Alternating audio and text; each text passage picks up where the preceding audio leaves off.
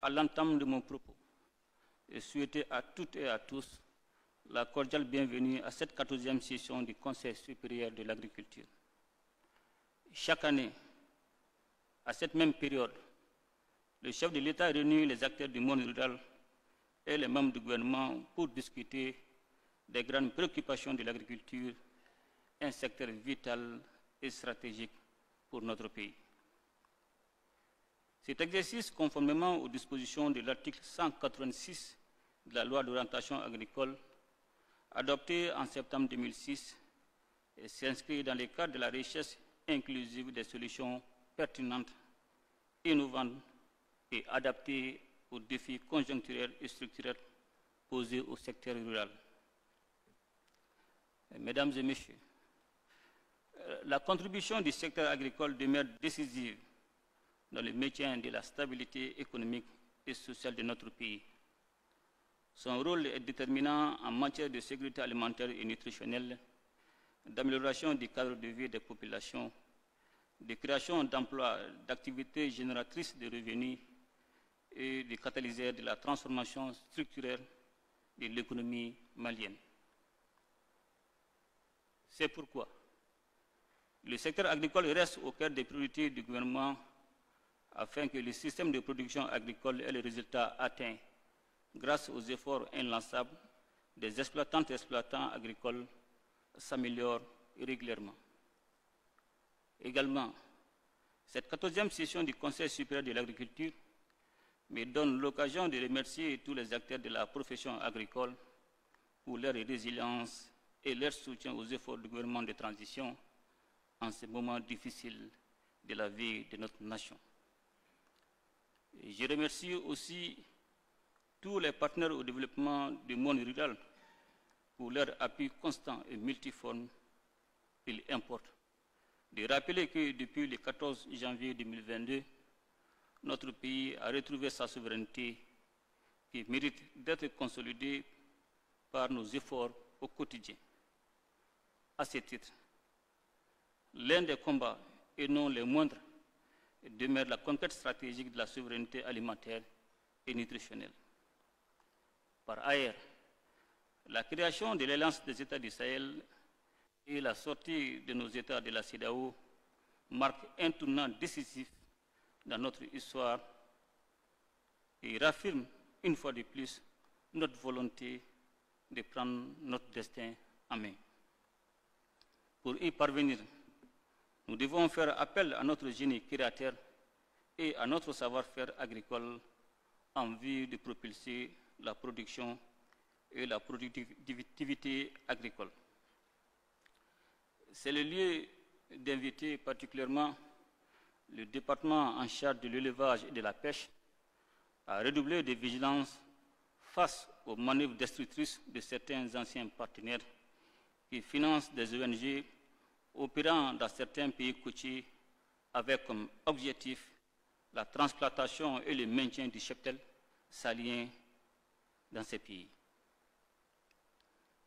Après des séminaires et ateliers organisés sur la question, leur mode opératoire consiste à organiser une prétendue campagne d'aide en faveur des éleveurs sahéliens en les incitant à franchir nos frontières avec leurs troupeaux sous le couvert d'une transhumance habituelle afin de les permettre de se sédentariser dans ces pays. Le but final est bien d'anéantir nos cheptels qui demeurent un point fort de nos économies. Des instructions seront instamment données dans ce sens pour prévenir cette menace.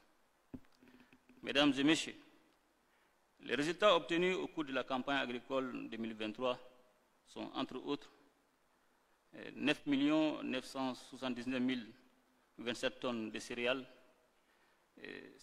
582 558 tonnes de coton graines, 99 748 tonnes de viande rouge, 13 661 tonnes de lait collecté, 41 853 539 d'animaux vaccinés. L'atteinte de ces résultats a été rendue possible grâce à l'engagement et à la disponibilité des services techniques des exploitants agricoles et des autres acteurs du monde rural, mais surtout grâce aux moyens financiers importants déployés par l'État en dépit des contraintes budgétaires. Mesdames et Messieurs,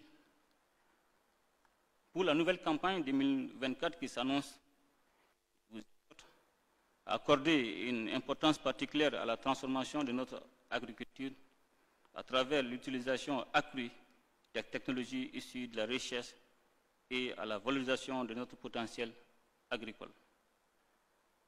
Dans le souci d'assister les exploitants dont les parcelles ont fait l'objet d'attaques par les acides au cours de la campagne agricole 2022-2023, le gouvernement a consenti un effort substantiel de 9 938 774 839 francs CFA.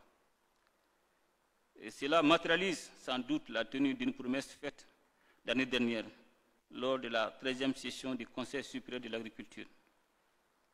Cette mesure salutaire a ainsi permis d'effacer les crédits des intrants des parcelles endommagées par les acides.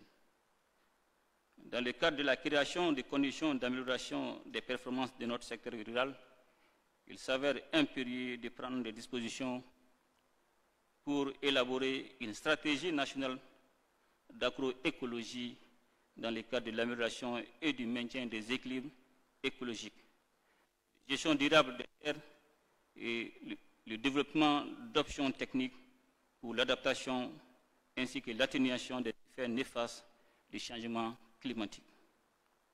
Mettre en place la coordination multisectorielle de la sécurité alimentaire et nutritionnelle à travers la mise en place effective des organes, en l'occurrence le Conseil national unifié de sécurité alimentaire, de nutrition et de protection sociale. Amorcer le processus d'adoption de la politique nationale du Conseil agricole et son dispositif de système national du Conseil agricole pour un encadrement rapproché. Avant de terminer, je tiens à annoncer qu'au titre de la campagne agricole 2024, les prix d'achat des intrants agricoles subventionnés et du coton graines fixés ainsi que le suit. 14 000 francs CFA le prix d'achat de 50 kg pour les engrais minéraux. 3 000 francs CFA pour les engrais organiques. 1 500 francs CFA le kilo de semences de maïs hybride. 17 500 francs CFA le kilo de biostimulants Ovalis. S'agissant du prix d'achat du kilogramme de coton graines premier choix, il passera de 295 à 300 francs CFA. J'exhorte en conséquence le gouvernement à mettre en place un dispositif de suivi et évaluation pour la transparence du processus d'approvisionnement en intrants et de distribution des équipements agricoles. En souhaitant à toutes et à tous une bonne campagne agricole 2024, je déclare clos les travaux de la 14e session du Conseil supérieur de l'agriculture. Qu'Allah bénisse le Mali et protège les Maliens, qu'il nous gratifie d'une bonne pluviométrie au cours de la campagne 2024.